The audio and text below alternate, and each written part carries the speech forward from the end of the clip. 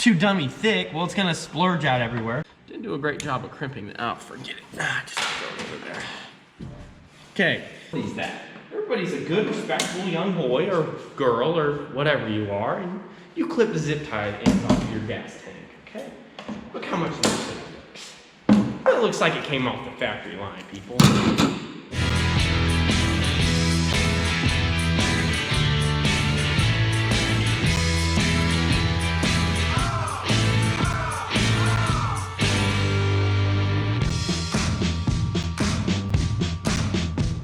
All right, so this is another part of the Jeep series, I think.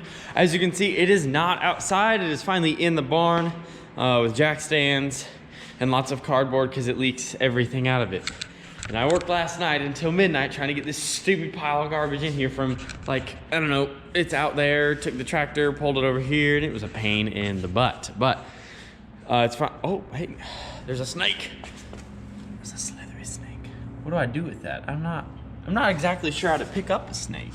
I don't want it to, like, you know, it's just it's a little baby snake. Hey, come here. What are you doing? What you doing?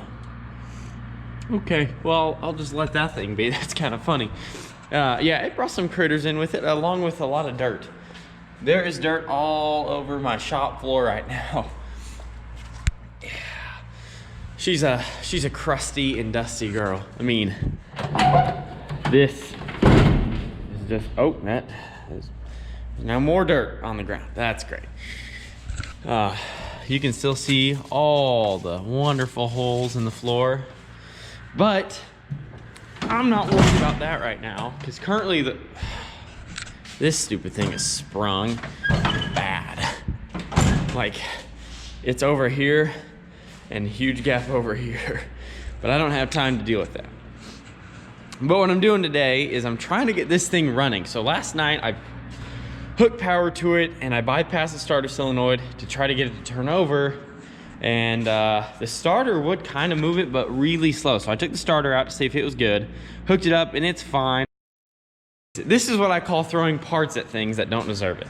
But this positive cable is really terrible. I mean, it's pretty broken in every way possible, and it's really, really bad. I mean, wire showing reverse. So I have a new cable.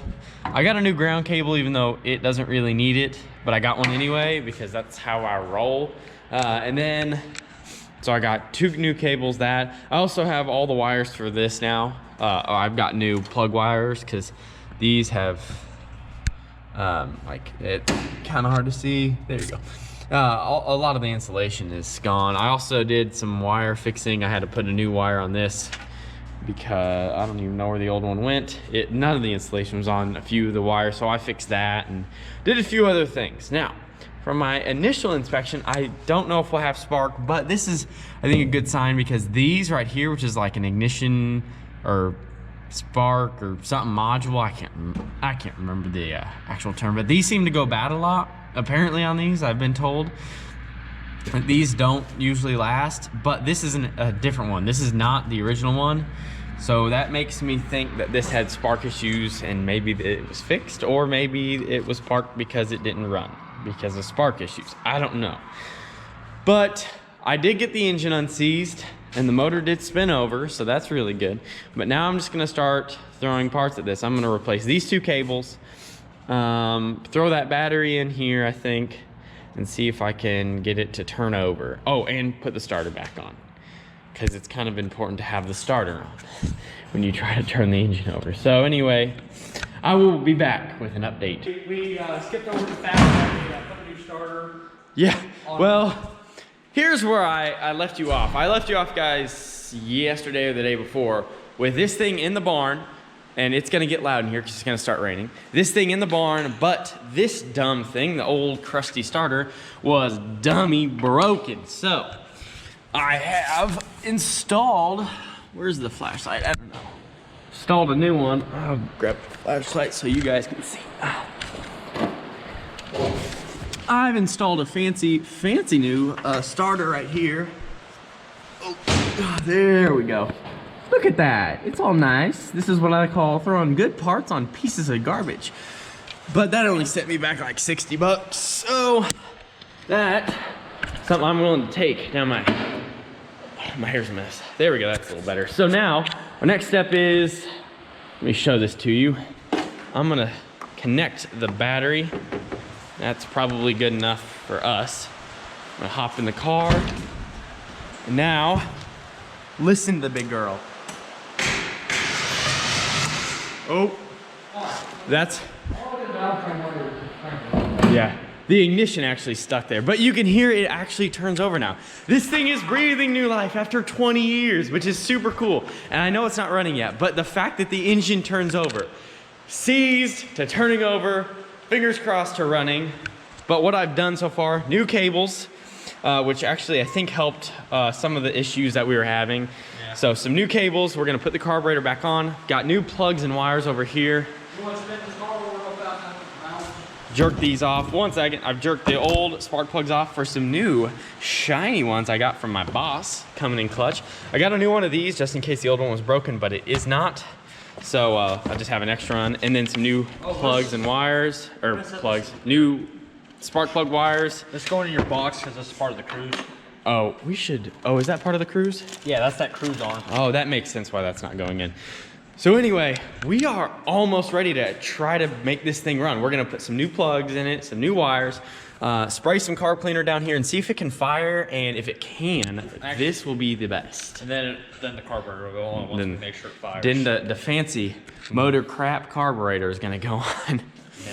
Ford products on a AMC. So, well, Ford's not involved in this Dodge, because this is Mopar. Yeah. That's why it runs. If it had Ford parts, it'd be like this thing. So let's be honest here. I'm just kidding. Old Ford's not bad. New Ford, I don't like it too much. But anyway, we're gonna throw some plugs and wires back in this thing, and then we will be right back. So, this poor thing needs a new gasket. Look at this. Well, there isn't any, and if we're getting very close on the Jeep, and Garrett's crawling on the ground because that's what he likes to do. He dropped a spark plug like a numbskull. Oh, I dropped one earlier. But anyway, this needs a new gasket. Now, do I look like somebody who's gonna go out and buy a new gasket for this to make this thing actually function properly? No. This is what I got right here. Oh, it's black RTV. Now, this is gonna make me a gasket. The problem is I suck at RTV work. What you wanna do is you wanna lay a nice thin bead, not too thin, because if it's too thin, well crap, now you're gonna leak everywhere. If it's too dummy thick, well it's gonna splurge out everywhere. It's gonna look like booty. Do you want it to look like booty? Yes. No, you don't want it to look like booty. So, we're gonna lay a nice thin bead, but not too thin. You just want the right amount on there, so then when you put it on, it looks about right. Now normally, you're like, you don't want to make a gasket out of RTV, and that's true. You don't, but with limited resources, that's exactly what I'm gonna do because it might work. Just screw you and your chicken strips. Well, that's true. Now, is a gasket very expensive for this thing?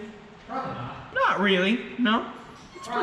It's probably pretty cheap, but the problem is, I don't have time to wait on a gasket to show up. That voice crack though, man. Yeah, and I don't think O'Reilly's has one in stock because O'Reilly's doesn't have, they don't have anything I need in stock. You know what? O'Reilly's, tell you what, if you get your together, we might let you sponsor us. You know what? I'm gonna have to bleep that out, Garrett. This is a friends and family channel, and you just said that. You're fired. Now, if I gotta be straight up, oh crap, I just messed that up. I'm using your Snap-on thing to spread RTV. Some people watching this who are experienced in RTV are gonna be like, what the heck? And I'm gonna be like, hey, deal with it, okay? I don't work with this stuff much. But you know what? It'll work, kind of. That was a little bit of an example of some nice fancy RTV work. It won't focus, will it? It's okay, but you can kind of get the idea. Don't look at this. No, that's bad. That's really terrible. But right here, you know, okay, that's not too bad right there. Look at this. Don't look at that. Don't look at that, but right here. That's pretty good. That's pretty okay. So anyway, we're gonna take this fancy valve cover. Oop, I'm not gonna, shoot, I can't. There we go. Take the fancy valve cover over to the car and we're gonna throw it in. Did you get the spark plugs in? Almost. You messing around back here? I got mine in just fine, and I RTV'd a gasket. Anyway, we'll be right back when this is together, and then I'll be right back to talk about plugs and wires. Now, look at these fancy new spark plug wires supplied by the guy I work for. He's a pretty cool dude. He helps me out without a, I think this is sideways. What's going on, right? Yeah, it's sideways. Okay, let me start the video over. Fixed wires supplied by my boss, now that we're flipped the right side. So, whenever you're like, hey bro, I need to get some different spark plug wires on even my dart here. You have all these wires, and you know what the dumbest thing you can do is? Take them all out. And here's why, because when you take them all out, you're like, let me put some new ones in. You're like, you don't label them. You're like, wait a minute, where do they all go? Now this one doesn't really apply because I've already taken them all off. But it is good to remember, if I was to take, let's say this one out because I was replacing it, well, first you take it off and then you take it back to the coil. You would take it off over here at the coil. You would grab your new wire, you would put it where it was, hook it right back up, go to the next one. If you start taking all of them off, you are going to hate your life because you're gonna be like, oh, I don't know where this goes. Now, if you do have to take them all off, and you're like, now what do I do? Do this right here. You don't have to do it as like I did. But this is obviously, oh snap, the number 2 cylinder, because that's how I roll. I just label all of mine because then I'm like, oh, trace it back, boom, boom, number 2 cylinder, and we're ready to rock and roll. So if you're ever wondering, like, oh snap, I don't know what to do, just do that right there. Valve covers are back on. Valve cover's back on? Sweet, my new gasket. And now we just do spark plug wires, and we'll be right back when those are done. And then we're gonna crank this thing over and see if we can get it to run. So we will be right back. So, okay, actually, before I promised you, and then I broke my promises, I'm sorry. Once you have it off, this is to the Uno cylinder. You have it off, you're like, ah, crap, now what do I do? Well, first of all, find the one that it probably matches. Now this set, obviously, is not for this car, but it's free. What are you gonna do? So you can see this is straight, this is angled. They got the same end, and I don't think it's gonna matter too much. So you take it and, nope, that's not the right size bigger. So this is kind of what you do now, because I'm making things work. Oh, that's closer, but I still want smaller. And the problem is, you're probably not gonna find a perfect match, and sometimes when you're doing sets like this, you usually don't, but you wanna get as close as you can, so I think one of those two is gonna work. Yeah, a lot of these are the same size, which I like it longer than shorter, because if you have it shorter and it doesn't reach the spark plug, well, you're up a creek now, aren't you? It's not gonna work too well. So, that one's gonna go there. I'm gonna take this one back, get it in my head. And now, come over here, and then I just plug this sucker in. Oh yeah, nice and plugged in. That's what I like to hear. And then I fish it through here. And then it goes to the number 1 cylinder. It's pretty dark. Plug it in. Make sure it gets snapped in there. If it doesn't snap in there, well, snap, it's not gonna run. So make sure it gets in there good, and then you're good to go.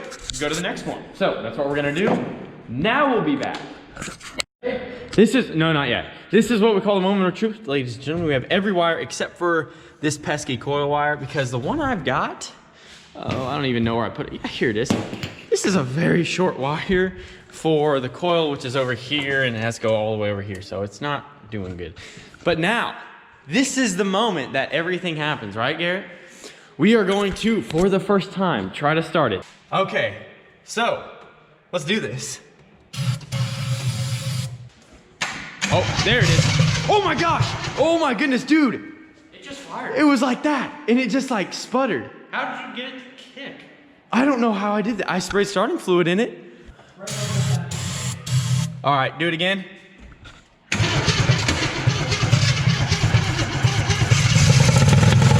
Ho, ho, ho!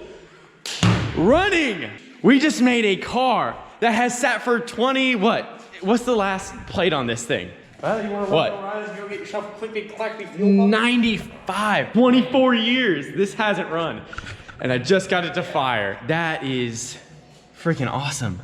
It just spit stuff out the exhaust. Look at all that nastiness. Hey, Dude. Jeep actually fired over. I mean, that is awesome. Yeah, we literally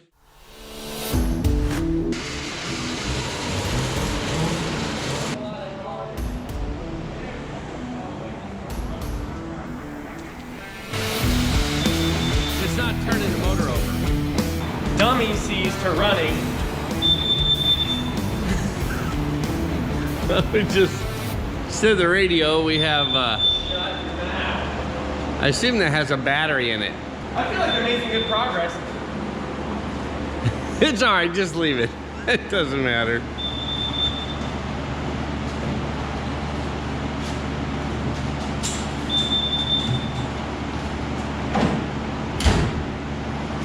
Shut up. So, it's at least muffled. I can't hear as much.